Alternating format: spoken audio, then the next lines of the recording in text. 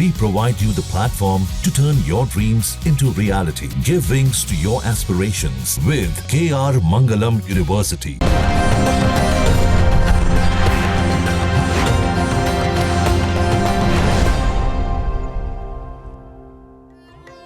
कर्पूरगौरम करुणावतारम संसार सारम भुजगेंद्रहारम सदा वसंतम हृदयारविंदे भवम भवानी सहितम नमामि। नमस्कार, लक गुरु शो में आपका स्वागत है। मैं हूँ ज्योतिषाचार्य डॉक्टर अरविंद त्रिपाठी। लक यानी भाग्य। भाग्य सर्वदा हमारे जीवन को प्रभावित करता है, कभी अनुकूल रूप में तो कभी प्रतिकूल रूप में, तो कभी चुनौतियों के रूप में। जब भाग्य हमारा साथ देता है तो कठिनाइयों में भी हमें आसानी से रास्ता मिल जाता है। आखिर कैसे खुलेगा सौभाग्य का द्वार, कैसे जीवन सुख समृद्धि और खुशी के नित नए फूल खिले, इस विशेष कार्यक्रम में मैं ज्योतिष और वास्तुशास्त्र की दृष्टि से आपका मार्गदर्शन करूंगा। मैं आपको बताऊंगा कि आपके ग्रहों का किस्मत कनेक्शन क्या है, रोजगार, व्यापार, परिवार, संबंध, स्वास्थ्य, आपके जीवन के हर मोड़ पर आपका को क्या करना चाहिए, क्या नहीं करना चाहिए, किन मंत्रों का जप करें, किसकी पूजा करें, भाग्य लक्ष्मी को कैसे प्रसन्न करें, इसके लिए क्या उपाय करें, ये सारी बातों पर मैं विस्तृत रूप से आपसे वार्ता करूंगा। आज हम आपसे बात करेंगे कि कर्क राशि का सूर्य लग्न से लेकर 12वें राशि में होगा तो इसका जातकों पर क्या प्रभाव पड़ेगा। तो आइए शुरुआत करते हैं। जब कर्क राशि का सूर्य लग्न में हो तो ऐसे जातक, खास तौर से जब चंद्रमा है, चंद्रमा के घर में सूर्य है। चंद्रमा को कहते हैं कि मन का कारक होता है। चंद्रमा मन का कारक होता है, मन की एकाग्रता को दर्शाता है। अगर वहाँ सूर्य बैठा हो तो व्यक्ति एकाग्रचित होकर के अपने लक्ष्य के प्रति केंद्रित होकर के कार्य करने वाला होता है। देखने में आकर्षक व्यक्तित्व का होता है और चुंबकीय व्यक्तित्व का होता है, सुंदर होता है और अपने उद्देश्य को पूर्ण करने में सफल रहता है। परिस्थितियों से किसी प्रकार का समझौता नहीं करता, उसका सिर्फ टास्क टारगेट ओरिएंटेड होकर कार्य करता है और ऐसे लोग जीवन में एक सफलतम व्यक्ति कहलाते हैं। चंद्रमा चूंकि मन का कारक है तो चंद्रमा एकाग्रता को भंग करता है, लेकिन सूर्य वहाँ अनुशासित बनाता है, अनुशासन का पालन करने वाला बनाता है और व्यक्ति अपने इमेजिनेशन को रियलिटी में बदलने में सूर्य की भूमिका अहम हो जाती है।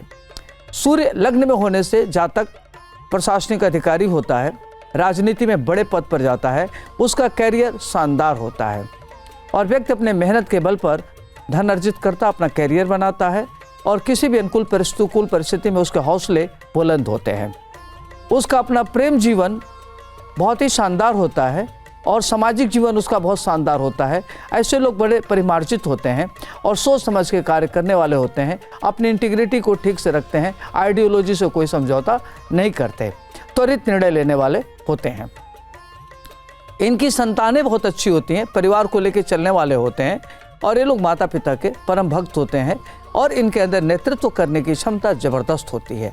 अगर ये राजनीति में है तो सर्वोच्च पद को प्राप्त करने वाले होते हैं, अगर प्रशासन में है तो उच्च पद प्राप्त करते हैं, व्यापारी हैं अच्छा व्यापार कर लेते हैं, इंडस्ट्री वगैरह इनकी अच्छी चलती, इनके साथ बहुत सारे लोग एक साथ मिलके कार्य करते हैं तो इनका ऑर्गेनाइजेशन बहुत बड़ा होता है और अच्छे होते हैं। अब आइए हम बात करते हैं कर्क राशि का सूर्य अगर द्वितीय भाव में हो तो उसका क्या प्रभाव पड़ेगा। द्वितीय भाव खास तौर से कुटुंब का भाव होता है और व्यक्ति के अंदर जो कुटुंब, वाणी, नेत्र और एक्स्ट्रा करिकुलर का भाव होता है। तो चंद्रमा अगर उस घर में हो तो व्यक्ति के अंदर एक्स्ट्रा करिकुलर बहुत ही अच्छा होता है। व्यक्ति कल्पनाशील बहुत होता है, अपनी कल्पनाओं को मूर्त रूप देने वाला होता है। सूर्य उसमें क्या करता है, उसको ऑर्गेनाइज कर देता है और व्यक्ति बहुत अच्छा ओरेटर होता है, बहुत अच्छा डिबेटर होता है, अपनी बात बहुत मजबूती से कहता है, लक्ष्यदार बात कहने वाला होता है और अपने उद्देश्य को पूर्ण करने में सफल रहता है। और व्यक्ति का जो प्रवचन करने का तरीका होता है बहुत अच्छा। ऐसे लोग खास तौर से आध्यात्मिक गुरु होते हैं, प्रवचन करने में सिद्धस्त होते हैं। यदि वो मीडिया में है तो मीडिया में सर्वोच्च पद को प्राप्त करने वाले होते हैं। राजनीति में अगर होते हैं तो राजनीति में उनकी बड़ी अहम भूमिका होती है, ऑर्गेनाइजर होते हैं, थिंक टैंक के रूप में उनका एक नाम होता है और पीछे से बहुत अच्छा कार्य करते हैं, राजनीति को एक नई दिशा देते हैं। थिंक टैंक के रूप में वो बहुत ही अच्छे होते हैं। वो ललित कला के धनी होते हैं, लेखक होते हैं, साहित्यकार होते हैं और अपने धर्म ग्रंथ की बड़ी रचना करने वाले होते हैं और इनको नेत्र की थोड़ी प्रॉब्लम होती है। तो देखा जाए तो ऐसे लोग अगर फिल्म बनाते हैं तो अच्छे फिल्म मेकर भी होते हैं और अच्छे कहानीकार होते हैं और अच्छे एक्टिंग भी करने वाले होते हैं। तो बड़े वर्सेटिलिटी इनके अंदर होती है, बहुआयामी व्यक्तित्व के होते हैं ये लोग। अब आइए हम बात करते हैं, अगर कर्क राशि का सूर्य तृतीय भाव में हो तो उसका प्रभाव क्या पड़ेगा। तृतीय भाव खास तौर से सहजता का भाव होता है, पराक्रम का भाव होता है, भाई बंधु का परिवार होता है और व्यक्ति अपने मेहनत के बल पर पराक्रम करता है। तो चंद्रमा अगर तीसरे भाव में हो तो व्यक्ति आलसी होता है, अपने को जल्दी चैनलाइज नहीं कर पाता। लेकिन सूर्य तीसरे भाव में श्रेष्ठ फल का दाता होता है, क्योंकि सूर्य को कहते हैं कि पापग्रह की श्रेणी में आता है। तो ऐसे लोग कुलदीपक होते हैं, परिवार को आगे बढ़ाने में उनकी अहम भूमिका होती है। ऐसे लोग सेल्फ मेड होते हैं। अगर वो बहुत गरीब घर में भी जन्म लेते हैं तो अपने मेहनत के बल पर महान उन्नत करने वाले होते हैं। उनकी एक अपनी पकड़ होती है, उनकी एक समझ होती है, उनके अंदर नेतृत्व करने की बहुत अच्छा क्षमता होता है। परिवार को आगे बढ़ाते अपने भाई बंधु को ध्यान रखते हैं और समाज में जो उनके रिलेटिव हैं, मित्र हैं, सबके साथ मिल के चलते हैं, सबका ध्यान रखते हैं और काफ़ी एक अच्छे व्यक्तित्व के धनी होते हैं।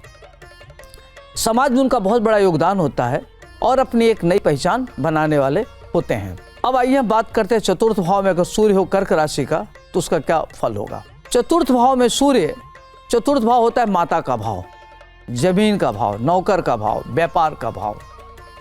तो चतुर्थ भाव चंद्रमा का घर होने से यह मातृ का कारक हो जाता है और माता के द्वारा सहयोग मिलता है।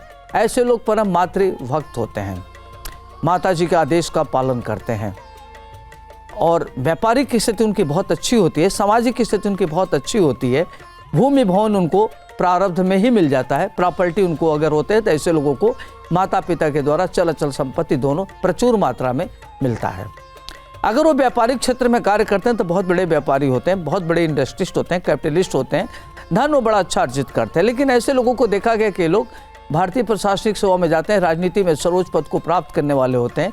इनके अंदर नेतृत्व करने की अद्भुत क्षमता होती है और राजनीति में भी इनको बड़े पद पर जाते हुए देखा गया है और प्रशासन में होते हैं, सर्वोच्च पद पर जाते हैं और अपने को बहुत ही सिस्टमेटिक कार्य करते हैं। निर्णय लेने की इनकी क्षमता बहुत दक्ष होती है और अपने को ऑर्गेनाइज होते हैं, अनुशासित होते हैं और भूमि भवन खरीदने वाले होते हैं और इनकी भूमिका बड़ी अहम होती है। प्रेम जीवन में लोग असफल होते हुए देखे गए हैं। पंचम भाव में अगर कर्क राशि का सूर्य हो तो उसका क्या फल मिलेगा।